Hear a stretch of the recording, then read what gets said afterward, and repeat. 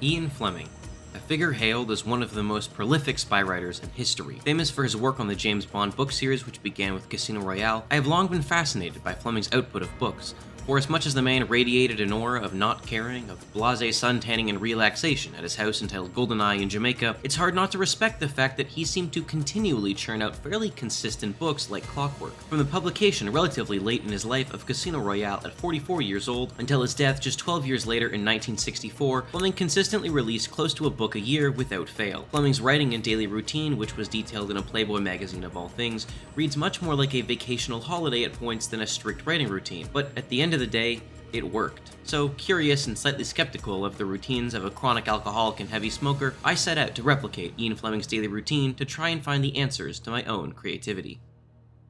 Good morning. Ian Fleming would wake up at 7:30, which is a little bit later than I tend to usually wake up on a productive day. I had a really hard time falling asleep last night, so I don't think I went to bed until like 2, so I'm a little bit tired, but onwards with the day. Now, Ian Fleming did not shower in the traditional way that you or I might do, because he lived in this really cool snazzy house in Jamaica. When he went to go shower, basically, or go bathe, he just did it in the ocean, which I won't lie, sounds pretty cool. Except for the fact that I don't live in Jamaica. I live in Canada. And it may be the summer, that's true, but that doesn't mean that it's not going to be really cold. Ah, shit, I missed a spot. I was cold outside just standing there. Originally, I was gonna walk to this beach. Then I had the mental image of trying to walk back after I was really cold in the ocean for like 15 minutes. So I decided to drive instead. So that's what we're doing. All right, here we are at the beach. Get the sun on your face early in the morning. Not too crazy about what I have to do right after this though. Let's do it. The rocks feel cold. Hi.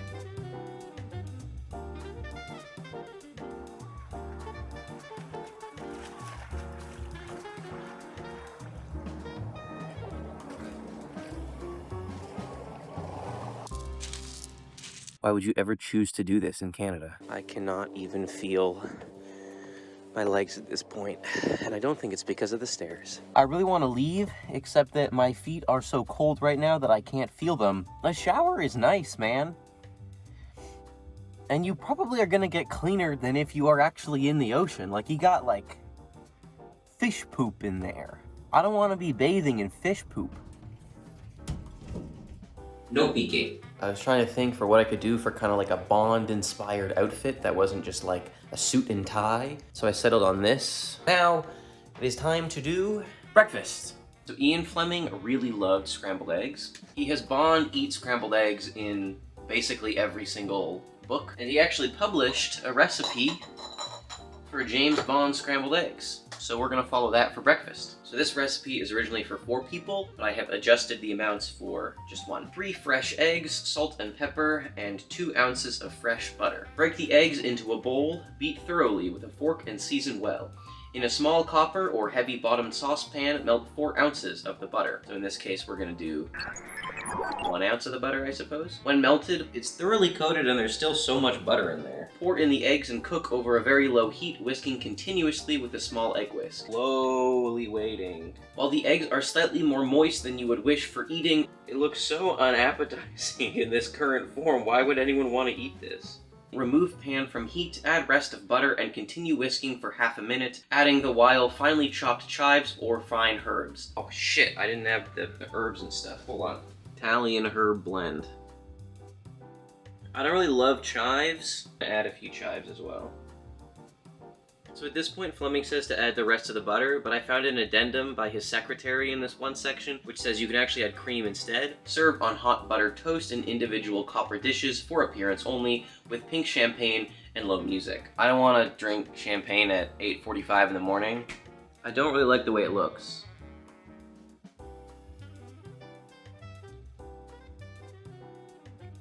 It's actually pretty good. Very rich. You could definitely taste all the butter in it. I wouldn't say it's bad though, and I probably want to add some hot sauce or something just to give it a bit of a kick. Creamy, feels very decadent. This does very feel like the kind of food and breakfast you have if you're like not concerned whatsoever with your health, which Fleming kind of wasn't. He was a really heavy drinker and a really heavy smoker. I'm actually ahead of Ian Fleming, which I feel very chuffed about. Fleming would usually get started around 10. It's 9:41 right now for me. Fleming would try to get 1,500 words out in this block of time, so I'm gonna do the same thing. I'm gonna try to get 1,500 words done. I am working on a script for a video essay on backrooms, so we're gonna see how much I get done. Okay, I have written for about 45 minutes. I think the creative juices are not quite there at this moment in terms of writing. I got 500 words down, which is pretty good. I usually like to try to get around 1,000. Still got some time before I have to leave, so I think that I'm going to swap over to doing some video editing work. Also, my stomach kind of hurts, which I think is because of all of the butter. After finishing off my writing, I decided to try and hunt for pink gin. The liquor store was a bust. They did not have pink gin like I wanted, because that's what Fleming drank a whole bunch of at lunchtime. So I'll have to go to a different liquor store after my meeting and try to get it there before I come back home. Okay, I just got done with the meeting. Talked about a short film that I'm directing and writing, and now it is time to go try and get lunch. The goal is to get Jamaican beef patties. We'll see if that happens. If not, I don't know, I'll figure something out. So they did not have Jamaican beef patties, but I got this pink lemonade to add to the gin to make it more pink. But my search was not entirely useless, as I realized that this cafe nearby had a Jamaican beef patty. I have gotten the exact beef ear gin that Fleming says you have to get, along with these aromatic bitters. Fleming would usually have 2 of these at least. He says a couple. 2 to 3 ounces of dry gin, so I think that's 3 ounces, and 4 to 5 dashes of bitters. 3, 4, 5.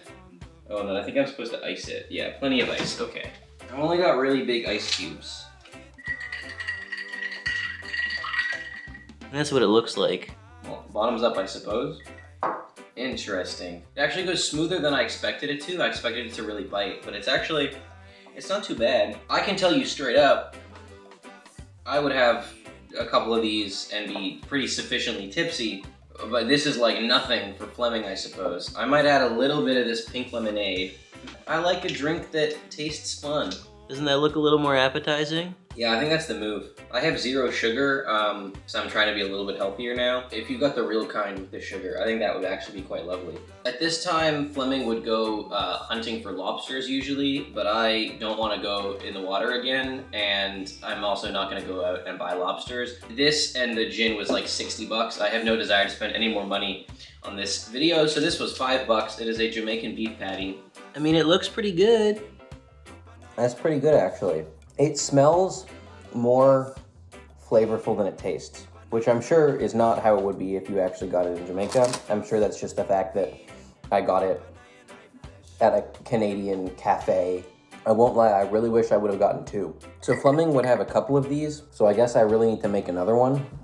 I would definitely like order this in some beachside bar or something like that. But I don't usually drink at, 2:20 p.m. in the afternoon. Actually, speaking of time, I have 8 minutes before I get to the next thing in Fleming's thing, so I gotta finish this. So Robert Frost would always take Siesta for an hour and a half. I can see why, man. I just was walking around and I was like, I'm starting to feel it. Like I basically did 4 shots in 10 minutes. It's a lot of shots and not a lot of minutes. I'm not a big napper, but slept way more than I thought, actually. Except that there's a problem. I woke up and I was like, why does my foot hurt so much? This morning I sliced my foot open apparently in 2 places. I tried to immerse myself in the tropical vibes with Paddington, and then it was out to the park to go and do a little bit of sightseeing. So at this point, Ian Fleming would sit down and write 500 more words before calling it a day. I'm going to do the same thing. 500 words seems like a pretty good barometer of doing okay for the day. I would like to have written more, but if I get about 1,000 words done in a day, that's acceptable for me. Okay, so as you can see, I got to 587 words, which is pretty good. I actually wrote the intro for this video that I'm making right now. Ian Fleming would spend the rest of his day drinking with a couple stronger drinks and playing Scrabble with his wife. I do not have a wife, So instead I will be playing some online board games with some friends of mine.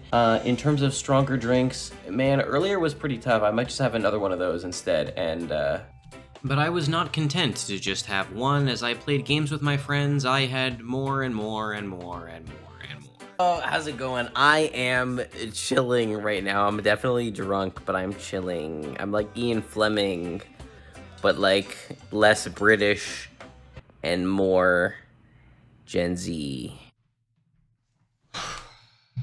I woke up today not feeling hungover, but still feeling perhaps slightly inebriated. Would I continue with Ian Fleming's routine? Step by step, what are the things that I would take to use in my own creative process, and what are the things that we can leave behind in Jamaica? 7:30 wake up time. Pretty good. I think perhaps a little bit late for me in terms of if I'm trying to like get a start on the day, I really like to get up a little bit earlier than that. By 7:30, by the time you've like showered and made breakfast and all that, if you have to actually make breakfast and not have it prepared by a housekeeper, you're getting like decently into the day at that point. I kind of like to get the day started and try to get a good chunk of work done by noon. I find that that's when I sort of start to taper off and my productivity goes down. Bathing in the ocean, decent, I think. Not good for me. Not good in Canada. Maybe in a more tropical place it makes sense, especially if you have a lovely private bay like Fleming did. Scrambled eggs for breakfast, pretty good, but too much butter. 1,500 words. Fleming did this thing where he never looked back at what he was writing. I like the fact that Fleming splits his writing up in the day. I think if I would have been a little bit more inspired, that would have been a really good output for me. Fleming was able to write, these novels in 2 to 3 months because of how much he wrote and because of how short they were. The pink gins, maybe 1. As a drink, pretty enjoyable, especially if you did your kind of bastardized version like I did. Any more than like 1 or 2, and you're just kind of asking to be really unproductive in the rest of the day. The Jamaican beef patty was pretty good too. I'll give him that. The nap, surprisingly nice. Big fan of time in the garden. Getting to see the ducks, getting to take a little bit of a break before you kind of settle in for the night, and just getting out in nature. I think really that's what appeals to me about Fleming's routine, is how much that he seems to just be like going out into the world just because he likes to get the sun on his face. A thing you kind of consistently notice when looking at Fleming's routine is that it works really well if you are isolated and kind of alone and have a lot of your needs taken care of by other people, but to do it as one person gets to be difficult. Scrabble and heavy drinks, look, we can do Scrabble. Scrabble's fine. We don't need more drinks. I think that is the drunkest I have been in a very long time. 10 p.m. bedtime, solid. I think I'd push it a little bit. If I had to put this on a tier list, and I'm gonna do that in case I do more videos like this, if you like this one, I think I'd give Fleming's routine a B. It's pretty solid. Like, you would get the words down, but I think the rest of your day just feels kind of useless, and the drinks are too much. If you enjoyed this video and would like to see me try out more creative people's daily routines, be sure to subscribe and comment down below anyone you have in mind, and I will see you all next time. Goodbye.